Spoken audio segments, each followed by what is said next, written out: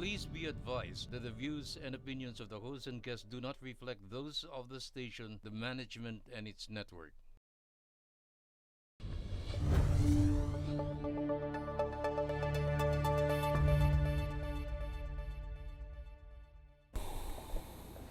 Magandang umaga po sa ating mga tagapanood at taga-subaybay po ng Opinyon ngayon. Ito po ay another edition ng ating Opinyon ngayon sa araw na ito. Ngayon po ay of course Friday and sana po ay nasa mabuting kalagayan ng ating mga tagapanood at mga taga-subaybay. Sa first segment po ng ating Opinyon ngayon ay mag-focus po muna tayo sa isang interview o isang panayam sa ating isa sa mga awardees or laureates ng award for Promoting Philippine-China Understanding, our very own host dito rin sa Opinion ngayon, si Kaado Paglinawan. So, let me introduce him before ayan, si Kaado.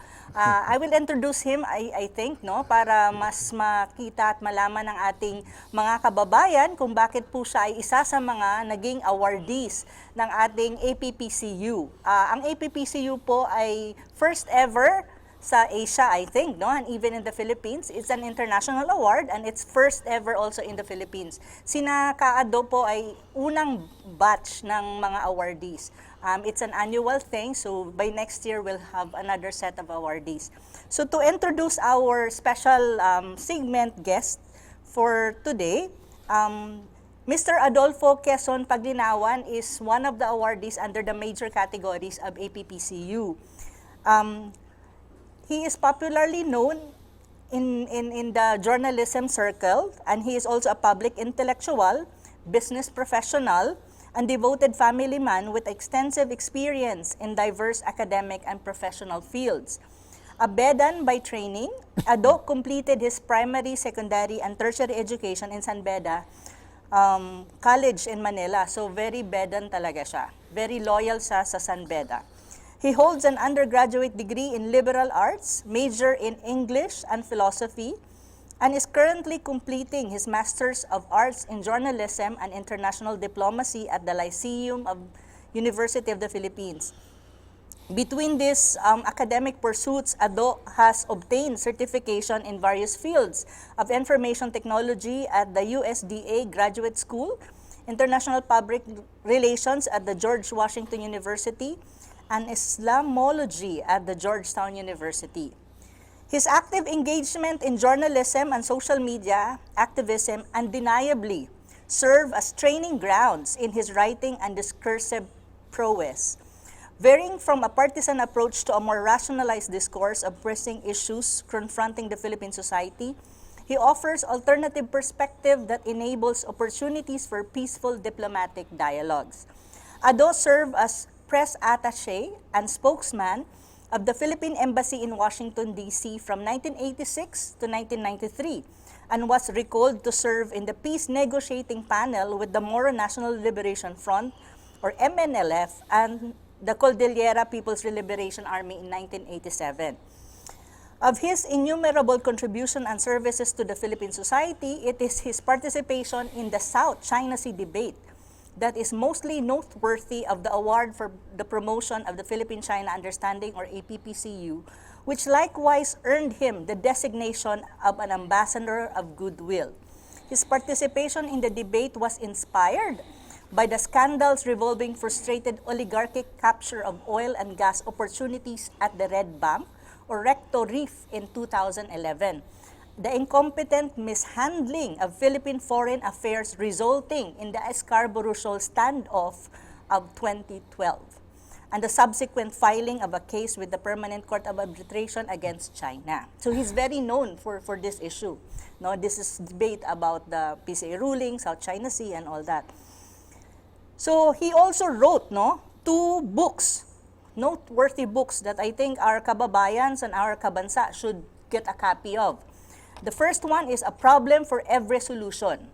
It describes it's like a situationer of the territorial dispute in the South China Sea. And the other one, which is the latest one, is the book entitled No Vaccine for a Virus Called Racism. We will show you the book later. And a survey of COVID-19 implication from an international perspective. So today, Ka-Ado serves as an inspiration to the Filipinos, not only in his diverse and well-rounded interests, but more so in his pursuit of a factual and rational views of matters concerning the Filipinos and the Philippine society at large. So yan po ang maikling biography ni Ka-Ado, no? So we will ask him and let him greet our audience first. Hi Ka-Ado, good morning po. Good afternoon morning. and good evening Good morning. sa lahat ng tao sa ibang mundo. Good morning to you all. Good day. Yes. Ka-Ado, paki-flash po natin yung dalawang book. Here is a problem for every solution. And ito po yung no vaccine for a virus called racism. Okay. Before anything else, how do you feel that you're one of the 10 APPCU awardees, and this is first ever in the Philippines and even in Asia. I think this is an international award since there are two countries involved, no? The Philippines and China giving the award actually. Well, it's a mixed bag actually. I've always been a man in the background. I've served as always somebody handling somebody else. But this time, I think, out of age, basically, I really have to come up and come out and be something else. And at 73, I think I'm just succeeding in reinventing myself. So that's one. The other one is it's really a sort of fear, because I wouldn't know what happens next. So, will it be another set of reinventing myself, or writing another book? So this puts quite a heavy load of challenge professionally. Mm-hmm. So, and I intend to, and if I may add some clarification, mm-hmm.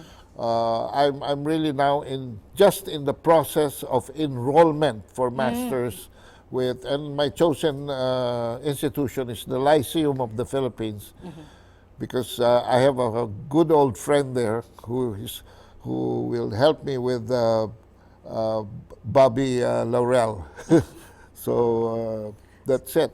So it seems like education is a continuous process for you. It doesn't stop. It has to. It's a continuous. For someone like you. It's a never-stopping thing. Mm-hmm. I've been. I think every 7 years there's something that happens to my life mm-hmm. that makes me even dig more, mm-hmm. research more, divert less. Perhaps there was a time from a diplomat and a consultant on international affairs, I suddenly became a missionary for Couples for Christ. That's what I mean. You just have to keep on listening mm-hmm. to where a hidden voice is telling you to do, and once you're in it, you've got to do your best for everybody else. Yeah. Talking about Philippine-China relation, it seems that this is one of your passion. It's not even a passion only, no? It's also an advocacy for the two countries to have good relation. Yes. I want to know saan nanggaling ito at kailan ito nagsimula, and why the advocacy, why the passion? Well, as a former diplomat, my tenure ended in 1993, and I was always wondering why is it that and I was in Washington, D.C., and I was wondering, why is it that there's only one country that seems to be always sticking out mm-hmm. when it comes to, it's a whole wide world.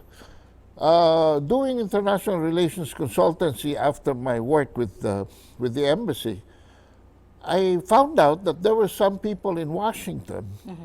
who were in fact going to China. Mm-hmm.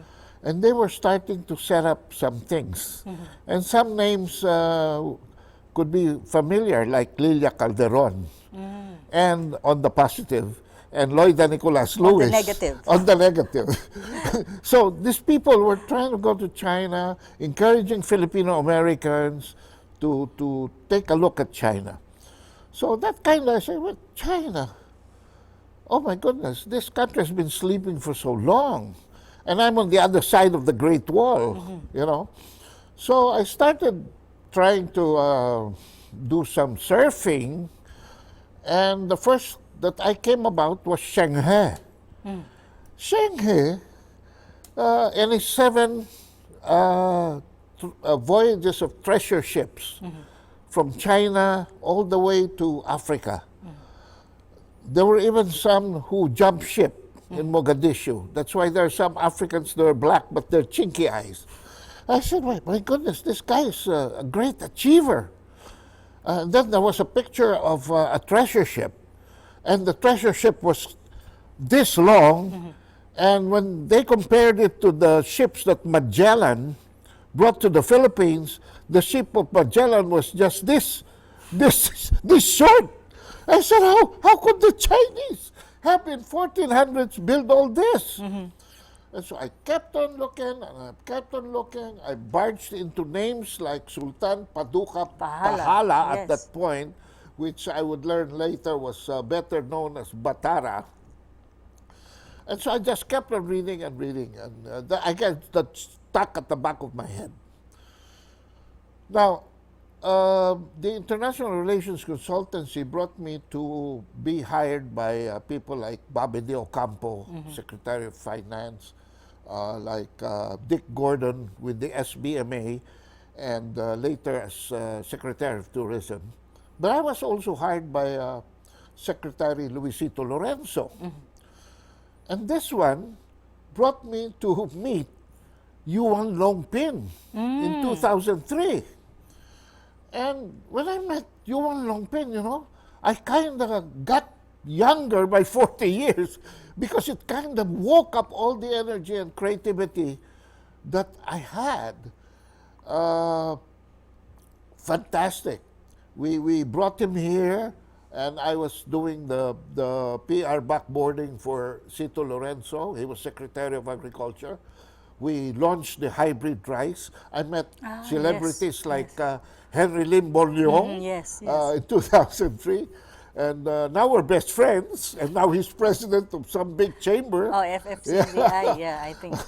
But it kind of woke in me that this man is so great. And the connection later brought me to connect with Norman Borlaug. He was still alive because Cito and I went to Sacramento, California to attend the conference in agriculture, which was Gene, not Green.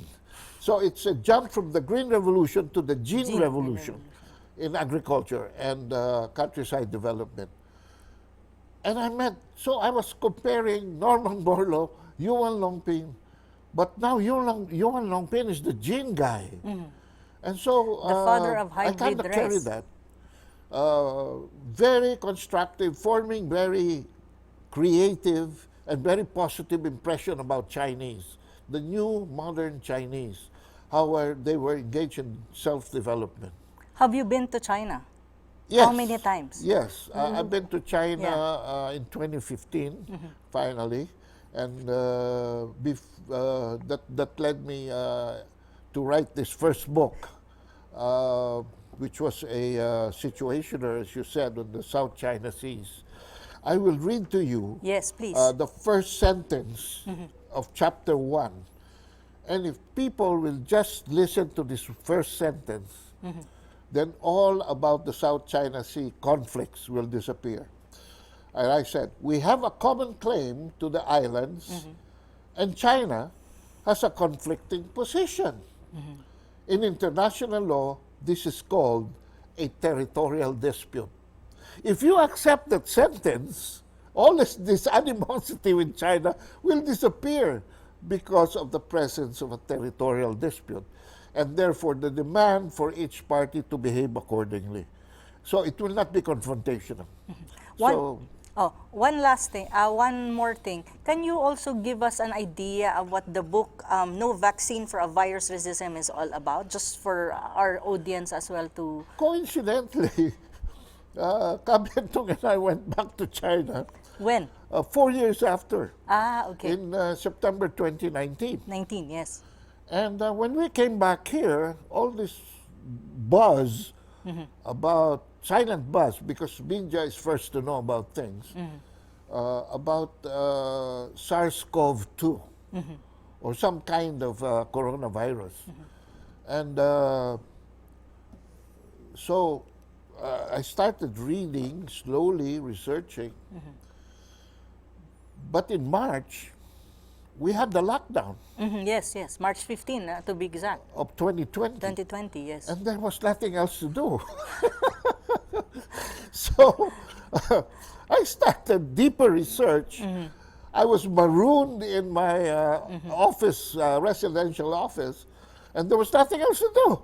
And so I started it, and in September 20, I came out with this. And I was particularly motivated by an adverse reaction to how President Trump, on a runoff to the November 2020 presidential elections in the U.S., was politicizing the issue. And I said, this is wrong. This is very wrong. This is, the COVID-19 is a science thing. It's not a political thing. And so I started writing the book. And I said, what approach will I use in this?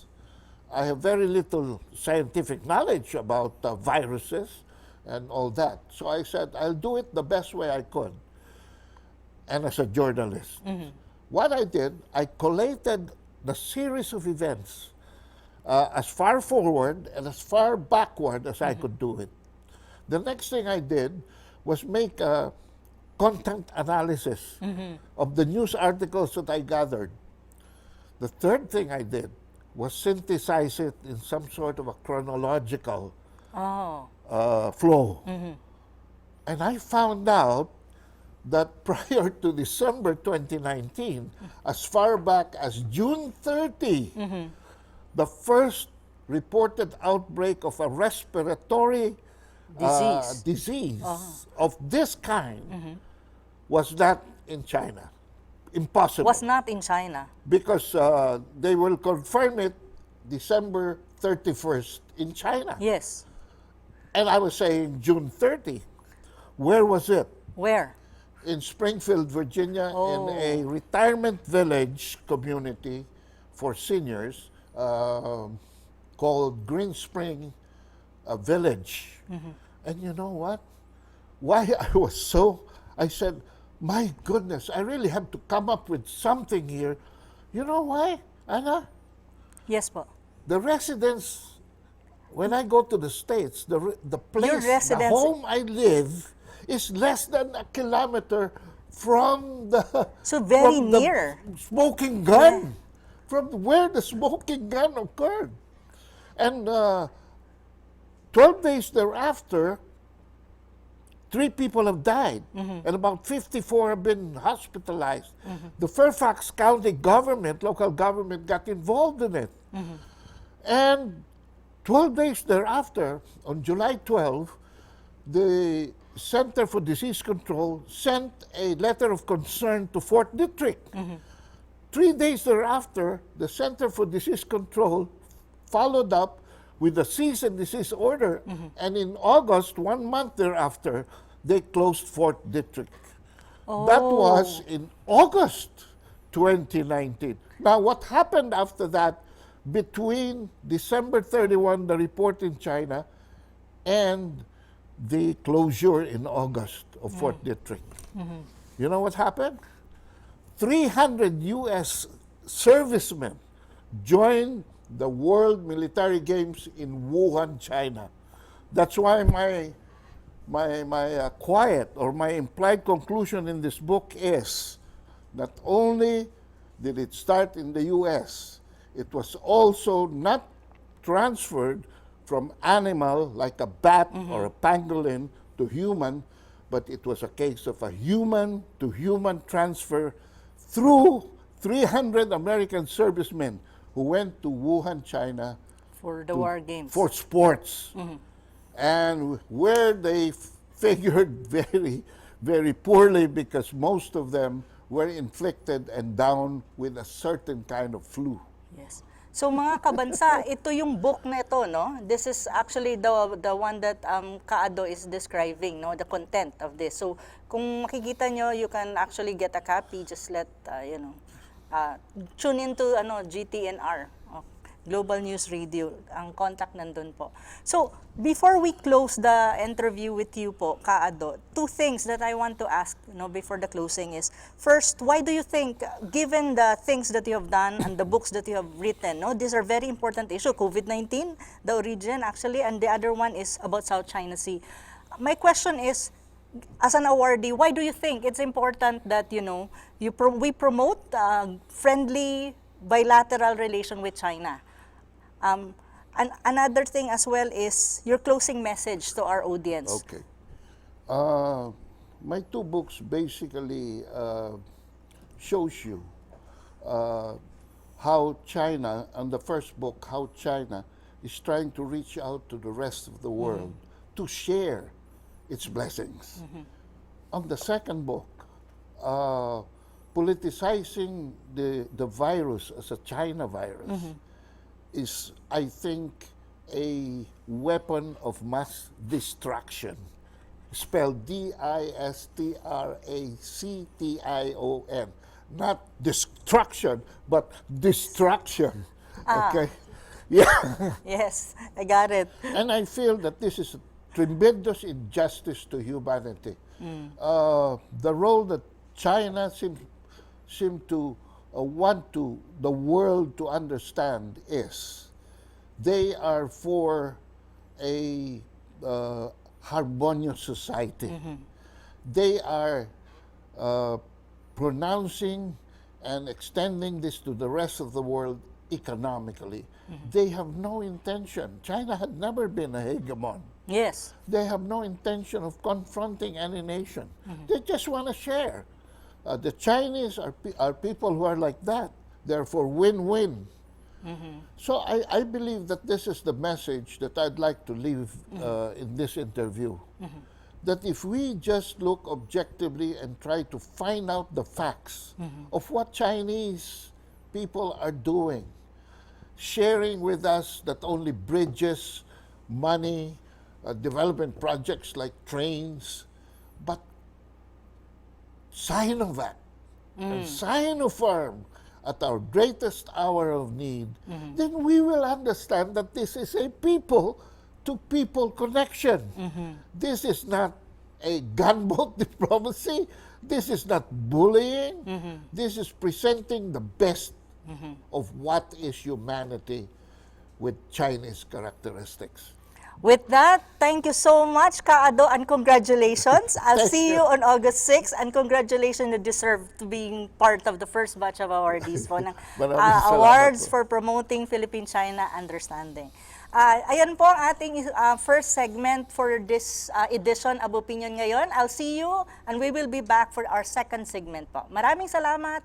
At again, good morning to and good evening and good afternoon sa lahat ng nanonood sa iba't ibang panig ng mundo. We will be back for our second segment. Thank you.